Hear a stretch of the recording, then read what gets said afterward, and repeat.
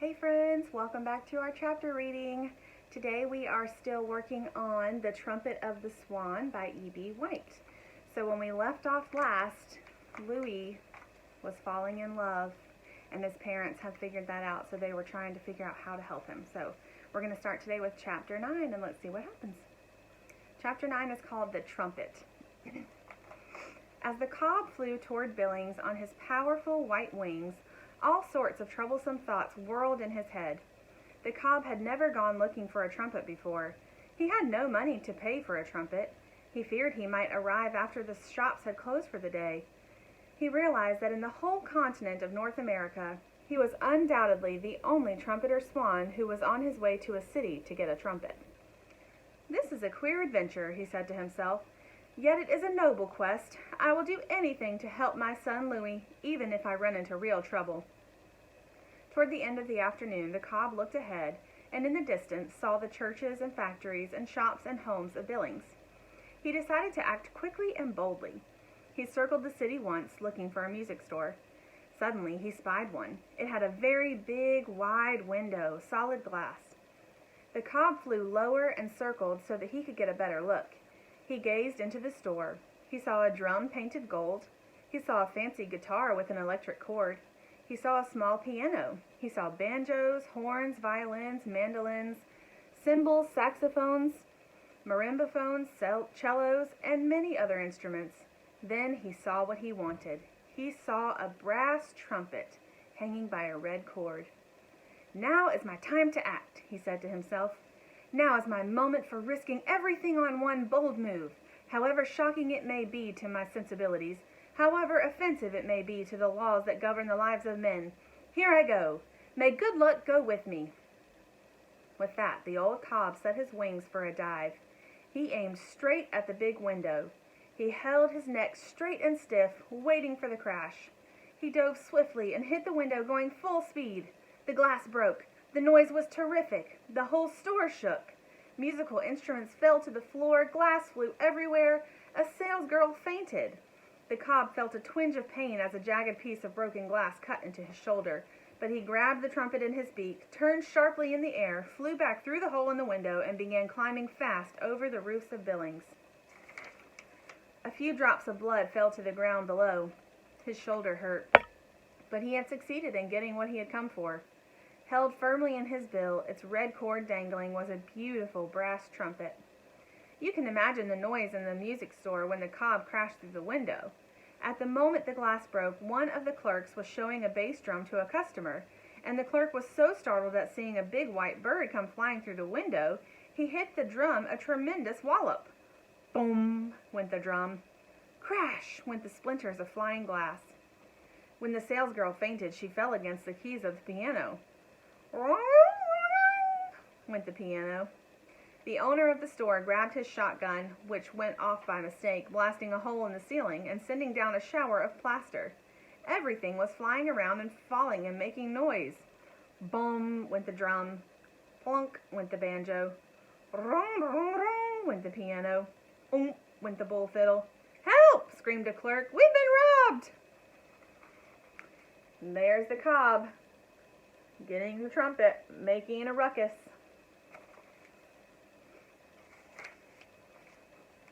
"Make way!" shouted the owner. He ran for the door, stepped outside, and fired another shot. Bang! At the disappearing bird.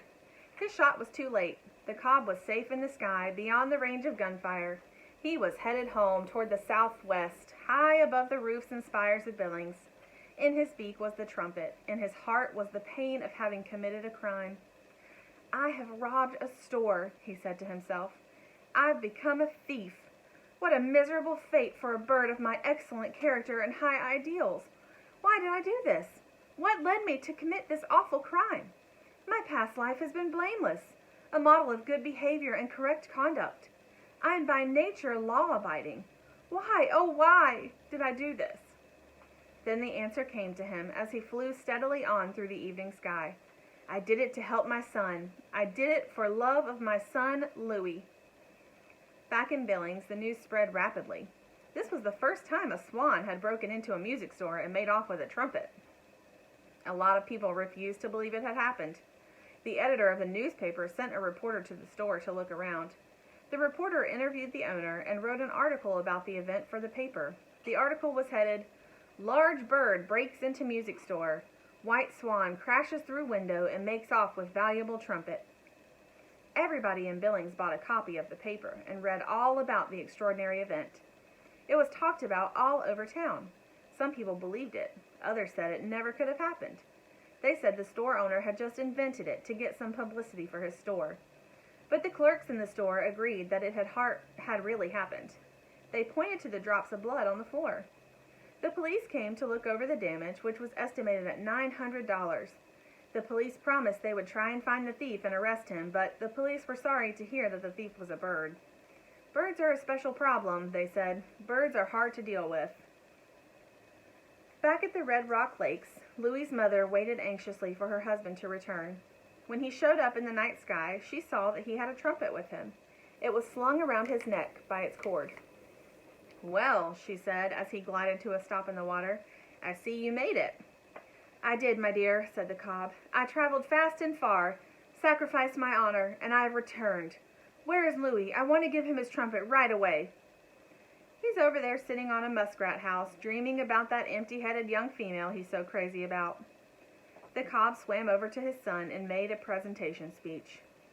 "Louis," he said, "I have been on a journey to the haunts of men. I visited a great city teeming with life and commerce. Whilst there, I picked up a gift for you, which I now bestow upon you with my love and my blessing.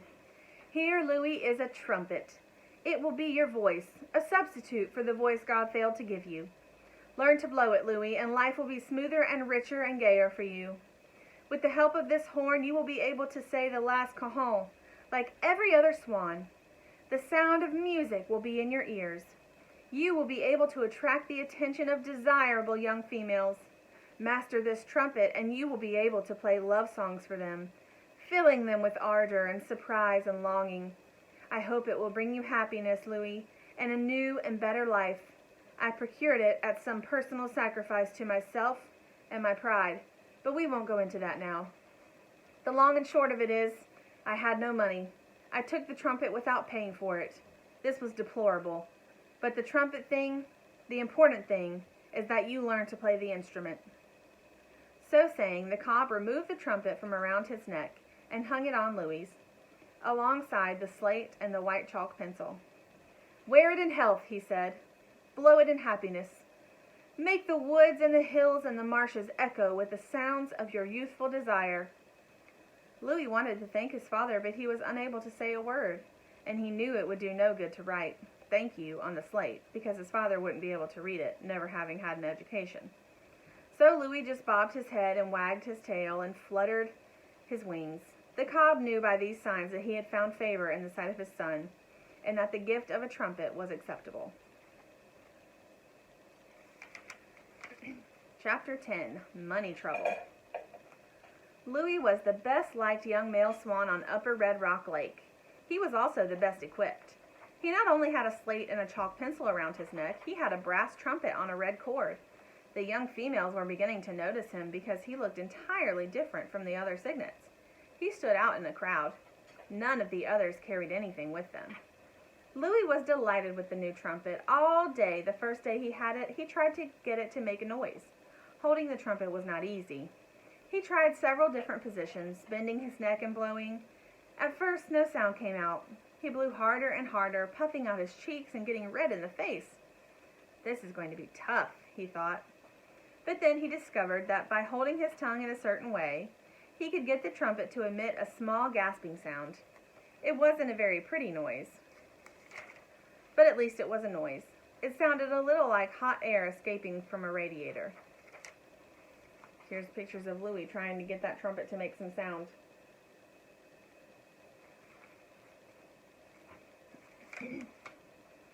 Poof, poof, went the trumpet. Louis kept at it. Finally, on the second day of trying, he got it to play a note, a clear note. Conk, went the trumpet. Louis's heart skipped a beat when he heard it. A duck swimming nearby stopped to listen. Conk, conk, went the trumpet. It'll take time, thought Louis. I'm not going to become a trumpeter in a day, that's for sure. But Rome wasn't built in a day, and I'm going to learn to blow this horn if it takes me all summer. Louis had other problems besides learning the trumpet. For one thing, he knew that his trumpet wasn't paid for. It had been stolen. He didn't like that at all. For another thing, Serena, the swan he was in love with, had gone away. She had left the lakes with several other young swans and had flown north to the Snake River. Louis was afraid he might never see her again, so he found himself with a broken heart, a stolen trumpet, and no one to give him any lessons. Whenever Louis was in trouble, his thoughts turned to Sam Beaver. Sam had helped him before. Perhaps he could help him again. Besides, springtime was making him restless. He felt an urge to leave the lakes and fly somewhere, so he took off one morning and headed straight for the Bar-Nothing Ranch in the sweet grass country where Sam lived. Flying was not as easy as it once had been. If you've ever tried to fly with a trumpet dangling from your neck and a slate flapping in the wind and a chalk pencil bouncing around at the end of its string, you know how hard it can be. Louis realized that there were advantages in traveling light and not having too many possessions clinging to you. Nevertheless, he was a strong flyer, and the slate and the chalk pencil and the trumpet were important to him. When he reached the ranch where Sam lived, he circled once, then glided down and walked into the barn. He found Sam grooming his pony. "Well, look who's here!" exclaimed Sam. "You look like a traveling salesman with all that stuff around your neck. I'm glad to see you." Louis propped the slate up against the pony's stall. "I'm in trouble," he wrote. "What's the matter?" asked Sam. "And where did you get the trumpet?" "That's the trouble," wrote Louis. "My father stole it. He gave it to me because I have no voice. The trumpet hasn't been paid for." Sam whistled through his teeth. Then he led the pony into his stall, tied him, came out, and sat down on a bale of hay. For a while he just stared at the bird. Finally he said, "You've got a money problem, but that's not unusual. Almost everybody has a money problem. What you need is a job. Then you can save your earnings, and when you get enough money saved up, your father can pay back the man that he stole the trumpet from. Can you actually play that thing?" Louis nodded. He raised the trumpet to his beak. "Conk," said the trumpet. The pony jumped. "Hey," said Sam, "that's pretty good. Do you know any other notes?" Louis shook his head. "I've got an idea," said Sam. "I have a job this summer as a junior counselor at a boys' camp in Ontario. That's in Canada. I'll bet I can get you a job as a camp bugler if you can learn a few more notes. The camp wants somebody that can blow a horn. The idea is you blow a lot of loud, fast notes in the early morning to wake the boys up. That's called the reveille. Then you blow some other notes to call the campers to their meals. That's called the mess call. Then at night, when everybody's in the bed and the light has faded from the sky, and the lake is calm and the mosquitoes are busy in the tents biting the boys, and the boys are getting sleepy in their beds, you blow some other notes, very soft and sweet and sad. That's called taps. Do you want to go to camp with me and try it?" "I'll try anything," wrote Louis. "I'm desperate for money." Sam chuckled. "Okay," he said. "Camp opens in about 3 weeks. That'll give you time to learn the bugle calls. I'll buy you a music book that tells what the notes are." And Sam did. He found a book of trumpet calls, such as they use in the army. He read the instructions to Louis. "Stand erect. Always hold the trumpet straight from the body. Do not point it down toward the ground, as this position cramps the lungs and gives the performer a very poor appearance. The instrument should be cleaned once a week to remove the spit." Every afternoon, when the guests on Mr. Beaver's ranch had gone off on pack trips in the hills, Louis practiced the calls. Pretty soon he could play the reveille, mess call, and taps. He particularly liked the sound of taps. Louis was musically inclined and was eager to become a really good trumpeter. A trumpeter swan, he thought, should blow a good trumpet. He liked the idea of getting a job, too, and earning money. He was just the right age for going to work. He was almost 2 years old. On the night before they were there to leave for camp, Sam packed all his camping things in a duffel bag. He packed sneakers and moccasins. He packed jerseys that said Camp Coos at the front. He rolled his camera in a towel and packed that. He packed his fishing rod, his toothbrush, his comb and brush, his sweater, his poncho, and his tennis racket. He packed a pad and pencils and postage stamps, and a first aid kit, and a book that told you how to identify birds. Before he went to bed, he opened his diary and wrote, Tomorrow is the last day of June. Pop is going to drive Louie and me to Camp Cuckoo's. I bet it will be the only boys' camp in the world that has a trumpeter swan for the camp bugler. I like having a job. I wish I knew what I was going to be when I was a man. Why does a dog always stretch when he wakes up? That's a good question. Sam closed his diary, shoved it into the duffel bag with the rest of his stuff, got into bed, turned out the light, and lay there wondering why a dog always stretches when it wakes up. In 2 minutes, he was asleep. Louie, out in the barn, had gone to sleep long ago. Bright and early the next morning, Louie arranged his slate and his chalk pencil and his trumpet neatly around his neck and climbed into the back seat of Mr. Beaver's car. The car was a convertible, so Mr. Beaver put the top down. Sam got in front with his father. Louie stood tall and white and handsome in the back seat. Mrs. Beaver kissed Sam goodbye. She told him to be a good boy and to take care of himself, and not to drown in the lake, and not to get into fights with other boys, and not to go out in the rain and get sopping wet and then sit around in the chilly air without putting on a sweater, not to get lost in the woods, not to eat too much candy and drink too much pop, not to forget to write letters home every few days, and not to go out in a canoe when it was windy on the lake.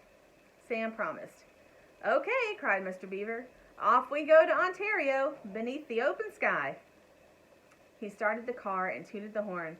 "Goodbye, Mom," called Sam. "Goodbye, son," called his mother. The car sped away toward the big main gate of the ranch. Just as it was disappearing from view, Louie turned around in his seat and put his trumpet to his mouth. "Caw-haw, caw-haw," he blew. "Caw-haw, caw-haw." The sound carried, a wild, clear, stirring call. Everybody back at the ranch heard it and was thrilled by the sound of the trumpet. It was like no other sound they had ever heard. It reminded them of all the wild and wonderful things and places they had never ever known.